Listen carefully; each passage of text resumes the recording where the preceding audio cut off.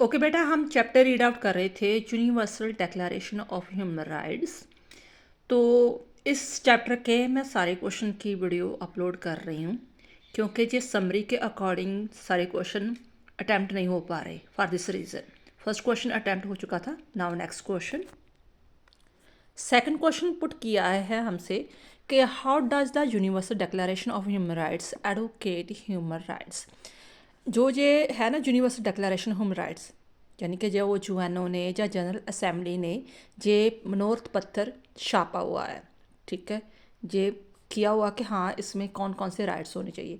इसके अकॉर्डिंग हमारे मनुष्यों के कौन कौन से राइट को डिस्क्राइब किया गया है कि कौन कौन से ह्यूमन को राइट्स मिलने चाहिए।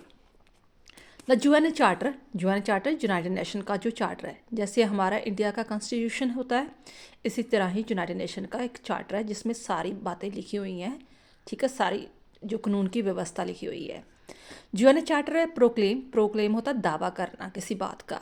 सर्टेन फंडामेंटल राइट्स, हमारे कॉन्स्टिट्यूशन में भी फंडामेंटल राइट्स है ना, 6 फंडामेंटल राइट्स है, इसी तरह उसमें भी फंडा राइट्स शामिल है। UN charter proclaim certain funda rights for all the peoples of all the country irrespective of birth and status। जो यूएनओ चार्टर में फंडा राइट्स शामिल किए गए हैं वो सभी देशों के लिए है। ये नहीं कि कोई देश छोटा है, कोई बड़ा है, कोई गरीब है या अमीर है, ठीक है। इरिस्पेक्टिव का मतलब होता है बिना किसी डिस्क्रिमिनेशन के सभी को एक जैसा बिहेव करना। These will prevent man from doing acts of the cruelty and barbarism। Prevent होता है रक्षा करने किसी चीज़ से, ठीक है। ये जो राइट्स है, फंडामेंटल राइट्स है, ये हमें बारबरिज्म और क्रुएल्टी से रक्षा हमारी करता है। कि जैसे वर्ल्ड वार फर्स्ट में या सेकंड में मनुष्यों की इतनी तबाही हुई थी, इतनी क्रुएल्टी, इतनी निर्दयता से उनको मारा गया था, ठीक है। अब वो चीज़ नहीं होगी। जो कोई देश ऐसा करेगा भी तो यूएनओ वहाँ पर जाके इंटरफियर करेगा कि आपने ह्यूमन राइट्स का ध्यान नहीं रखा।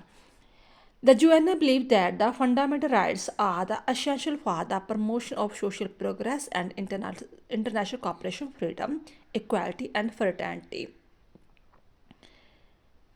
Will help in maximum development of human personality. जैसे ये वैसे बहुत बड़ी बड़ी लाइन लिखी हुई है, आप छोटे छोटे सेंटेंस बनाकर भी लिख सकते हो क्योंकि क्वेश्चन में एक दो लाइनें सेम टू सेम बार बार आएगी। तो यूएनओ इस चीज़ में बिलीव करता है कि सभी को फंडामेंटल राइट्स होने चाहिए। अगर फंडामेंटल राइट्स हर देश कंपल्सरी लागू करेगा तो ऐसे उनका सोशल प्रोग्रेस भी होगा, और जब सोशल प्रोग्रेस होगा तो नेचुरली इंटरनेशनल कॉपरेशन भी होगा, ठीक है।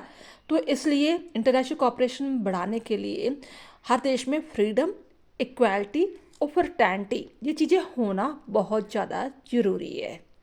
आप एक सेंटेंस है, आप इसके 4 सेंटेंस बना सकते हो, ठीक है। Only this can lead to freedom, justice, peace in the world.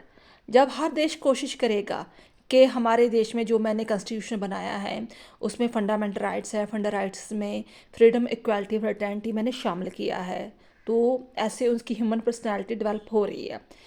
अगर हर देश ने कोशिश की तो पूरे देश में जो शांति छा जाएगी, कोई युद्ध की बात नहीं करेगा, कोई क्रियल्टी की, कोई बार्बरिज्म की बात नहीं करेगा। There is a not discrimination. Discrimination होता है बिन भेद करना, किसी के साथ ऊंच नीच का बिहेव करना कि नहीं ये छोटा है, बड़ा है, इस कास्ट का है, इस क्रीड का है, ठीक है। ऐसे कोई भेद डिस्क्रिमिनेशन नहीं करेगा।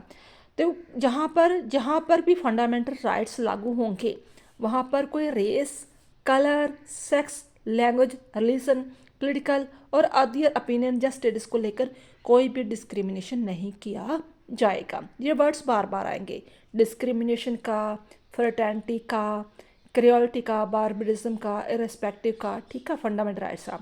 तो मैंने फर्स्ट वीडियो में जो है ये सारे वर्ड्स क्लियर किए हुए कि किसका मतलब क्या है। तो आप 9-10 वर्ड्स भी याद कर लोगे तो आप जितने भी 10-11 क्वेश्चन हैं वो अच्छी तरह आप अटैम्प्ट कर सकते हो। Thus will and the barbers act in the world which were done in the past. कहता ऐसे जो निर्दयता था, जैसे क्रियोलिटी थी, बार्बरिज्म था, अत्याचार था, मनुष्यों पर अत्याचार किया जाता था, वो इसका अंत हो जाएगा। यही हमसे क्वेश्चन पुट किया गया था कि यूनिवर्सल डिक्लेरेशन जो ह्यूमन राइट्स है वो किस प्रकार ह्यूमन राइट्स को डेवलप करता है, एडवोकेट करता है।